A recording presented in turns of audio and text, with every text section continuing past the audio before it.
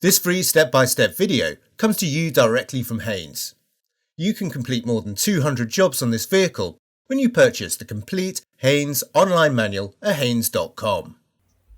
Open the passenger's glove box, unclip the cover and remove the fuel pump fuse. Start the engine if possible and allow it to idle until it stalls. Place the jack head under the reinforced section of the right-hand rear door sill flange and raise the vehicle clear of the ground. Position an axle stand under the sill flange and remove the jack.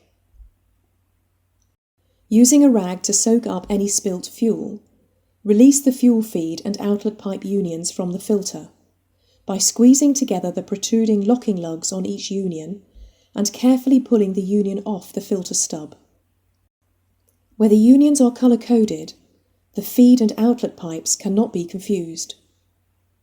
Where both unions are the same colour, note carefully which pipe is connected to which filter stub and ensure that they are correctly reconnected on refitting.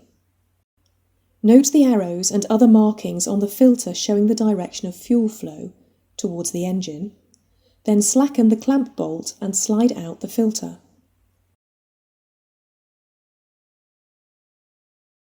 Slide the new filter into its clamp so that the arrow marked on it faces the same direction as noted when removing the old filter. Tighten the clamp bolt until the filter is just prevented from moving. Remove the sealing caps, then press the fuel pipes onto the filter stubs until the locking lugs engage correctly.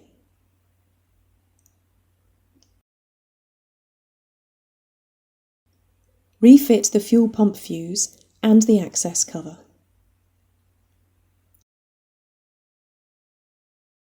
Switch the ignition on and off 5 times to pressurise the system.